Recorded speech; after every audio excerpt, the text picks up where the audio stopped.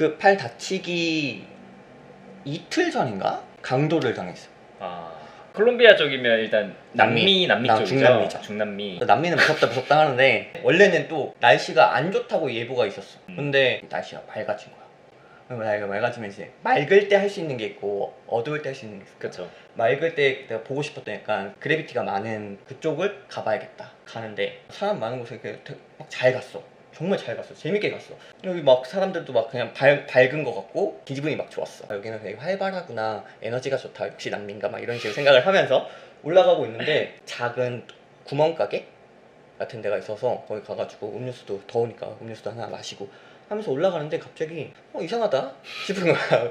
한 5분 전만 해도 이게 사람이 약간 바글바글 했는데 약간 여기 사람이 좀 적은 것 같아. 그래가지고 저기 보이는 약간 골목길 정도까지만 올라가고 갔다가 또 사람이 없으면 내려가야겠다. 그냥 딴 길로 가야겠다 라는 생각을 가진 차. 그래서 그 생각을 딱 하니까 그때 갑자기 콜롬비아에 이제 강한 5명이 달려들었어 나한테. 아 진짜 영화 같더라니까. 지금 생각해 이제 신기한 게 누가 뒤에서 나를 탁 밀치고 옆에 집이 있었는데 이쪽 집에 벽 쪽을 날 밀쳤는데 벽 뒤에서 한 명이 튀어나오고 이쪽에서 3명이 달려든 거야. 5명이 싹 칼을 들고 딱 갑자기 딱 멈춘 거야.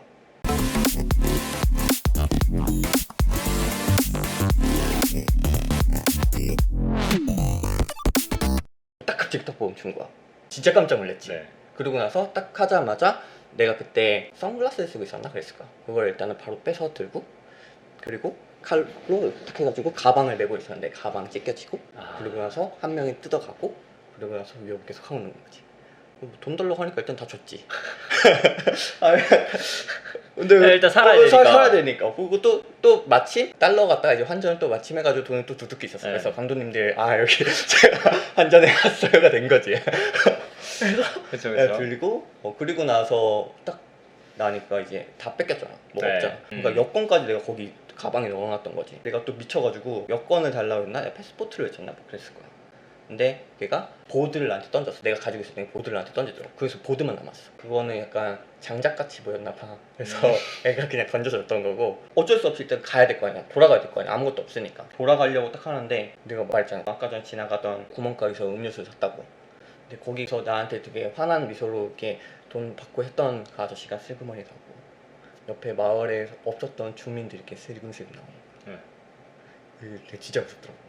얘네들은 뭐였냐면 그 동네가 원래 약간 슬럼가 같은 되게 위험한 동네였던 거야. 이제 나는 이미 난 다 뺏겼는데 이거 나무 작대기 하나밖에 안 남았는데 얘들은 혹시 뭐 더 없나 싶은 거지.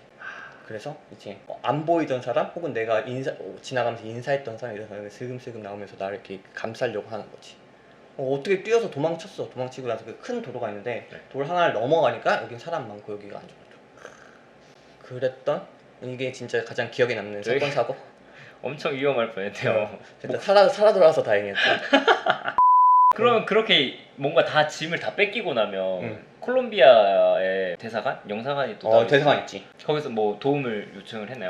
도움을 요청을 했는데 여러분 콜롬비아 대사관은 추천하지 못합니다. 일단은 안 뺏기는 게 중요해요. 콜롬비아 대사관이 그 당시 내가 아무것도 없으니까 전화 한 통이라도 국내에 쓸 수 있냐 해서 일단 카드나 뭐 이런 거 돈을 일단 급한 대로 받으려고. 근데 그것도 다 안 해주시더라고요. 어쨌든 근데 여권 발행에 필요한 것만 안내를 해주고 그것만 간단하게 어떻게 해가지고 하고 그래서 이제 인터넷 되는 데서 이렇게 해결을 했지.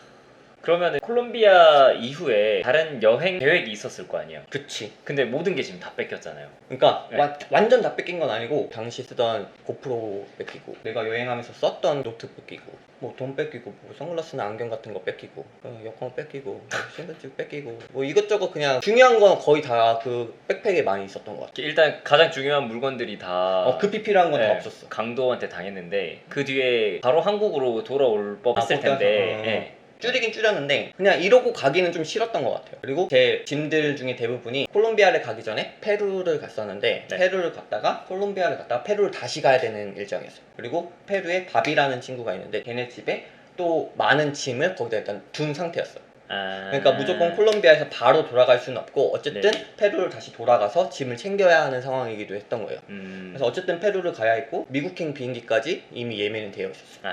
그러니까 어쨌든 거기까지는 다 해야 했던. 그래서 미국 가서부터 이제 그 다음을 좀 어떻게 정하냐 이거의 문제였지. 그럼 반면에 여행을 하면서 또 되게 행복했거나 정말 감명받은 적도 있을 것 같은데. 세계 여행의 첫 번째 여행부터가 좀 기억에 남게 되는 것 같아요. 첫 순간부터 출발하던 그 출발하는 첫 순간에 여행지를 난 유럽으로 가고 싶었는데 글을 남겼을 때 지금은 중국 사람들 많이 우리 중국 보도들 많이 하죠. 네네. 근데 그 당시에 중국에 누가 보드를 타는지 안 타는지 영상이 아무것도 맞아. 없었을 때였단 말이야. 모를 때였으니까. 그런데 중국에서 갑자기 나한테 오래. 무섭잖아. 아니 안 무섭겠냐고. 아니 중국 아, 그쵸. 영상들 아무것도 몰라. 그쵸 그쵸. 저 사람이 나를 어떻게 하는 영상을 봤대. 네. 난 모르잖아. 근데 중국에 오래. 음. 아씨 가야 되나? 상황에서 일단 비행기를 파리로 가는 걸 끊었는데 베이징을 경유하는 비행기였고 베이징 경유할 때 무비자로 72시간을 할 수가 있어. 아 네. 그래가지고 3일 동안 베이징 가보자. 그래서 얘네가 공항에 나오겠대. 근데 아씨 좀 무서운 거야. 아니 나는 사실 여행을 그렇게 길게 가본 적도 없고 사실 그 세계 여행을 간다는 자체가 내가 그동안 뱉어온 말이 있으니까 간 건데 어떻게 될지 모르잖아. 그쵸. 너무 무서운데 일단 한번 가보자. 어떤 일이 뭐지? 앞으로도 이런 일이 많이 생길 텐데 여행하면 어떻게 생길 텐데 한번 가보자 해서 갔는데 카트 끌고 짐 끌고 나가면서 봤던 애들이 딱 그 순간부터가 약간 감명 깊었던 거 같아. 그 순간부터가 감명 깊어. 딱 나갔는데 지금은 사람들 네. 많이 또또라든지 중국에서 되게 영향력 있는 양총이라는 친구도 그쵸. 나왔었고 당시에 또또 여자친구 나왔었고 뭐 이렇게 한 4명, 5명 나왔었단 말이야. 그리고 걔네가 나를 막 챙겨주긴 했는데 영어를 좀 제대로 할 수 있는 애가 당시에 좀 없었어. 근데 일단은 아 나왔다. 이게 너무 나는 아무것도 준비가 안 돼 있었거든. 아 중국어도 모르잖아. 그러니까 그 순간부터 아 이 여행은 약간 그래도 난 믿고 따라가도 될 만한 그런 여행이구나. 그래서 첫 여행지부터 약간 감명 깊은. 너무 이상한가? 그러면 처음 스타트가 이제 중국이었고 총 몇 개국을 가신 거죠? 몇 개국이라 따지면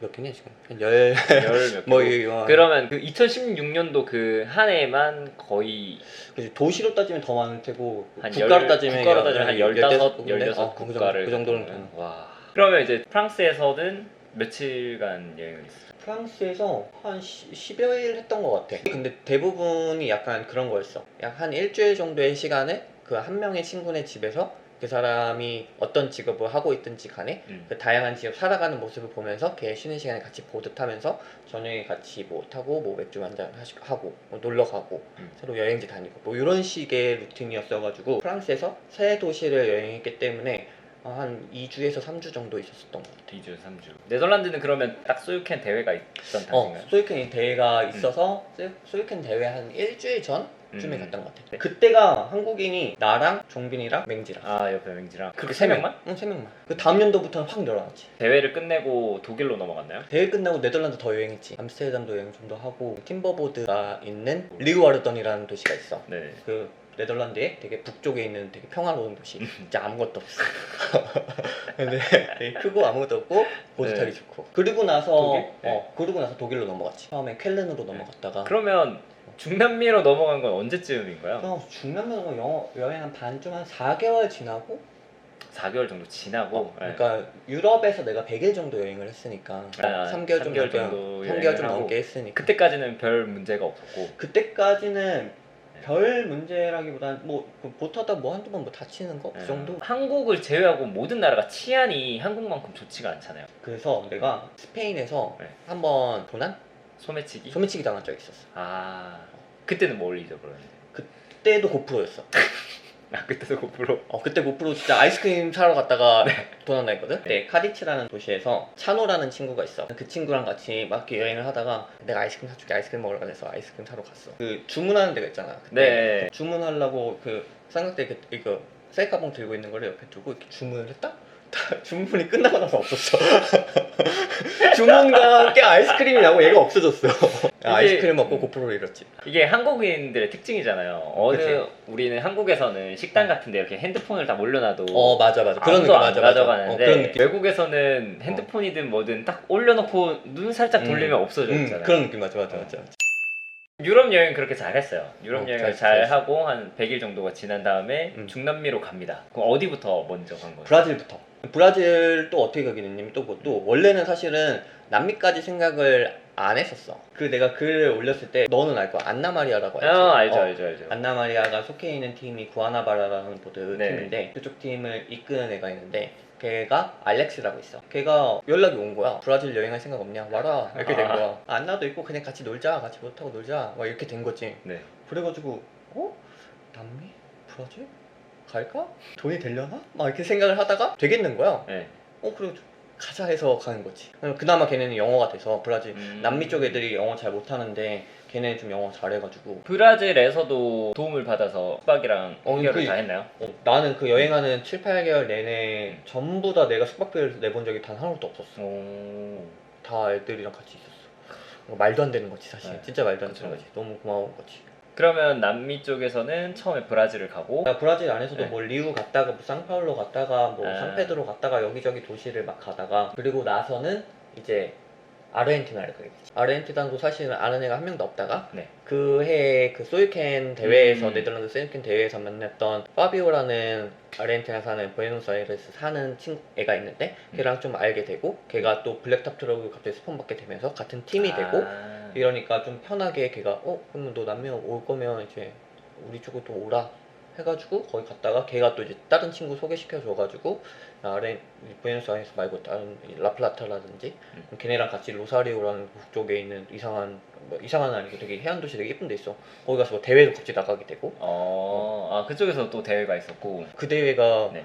내가 유일하게 어떤 대회를 나가서 1등을 했던 건 그 대회밖에 없었어. 그 대회가 있다는 건 알고 있었나요? 아니 몰랐어. 전혀 몰랐고 전혀 몰랐고 친구들이랑 같이 밴에서 캠핑카 같은 거를 가지고 있는 애가 있어가지고 걔네 차에 한 7, 8명 실려가지고 막 그 여행하러 가듯이 갔단 말이야.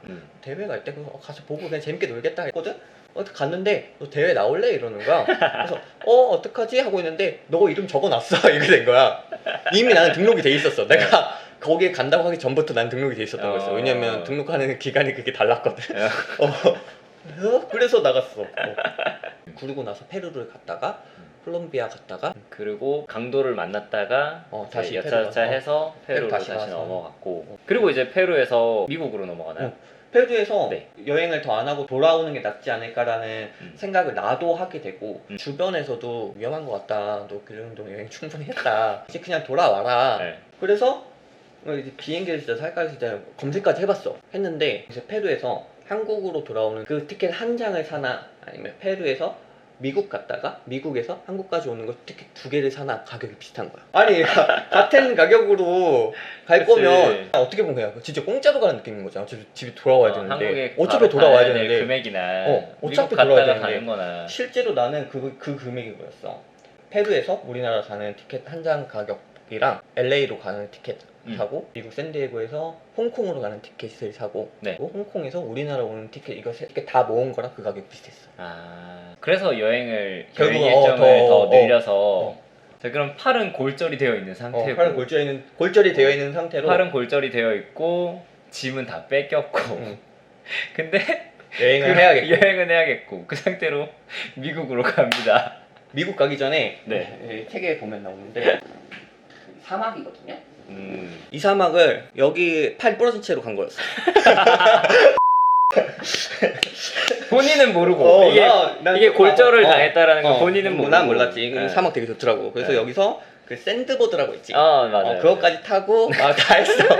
아파가지고 한 번 타고 얘는 이제 밥은 되게 신나게 놀고 네. 나는 좀 하다가 약간 쉬었다가 하다가 쉬었다 하면서 이런 식으로 여행 여기도 그 상태로 갔다가 미국을 간 거지. 비행기 시간이 엄청 길었을 거 아니야. 네. 그 10몇 시간 동안 또 거기서부터가 고역이었어. 비행기에서 자려고 하는데 내 바로 뒤에 중국인 할아버지가 타셨는데 발작을 하시는 거야.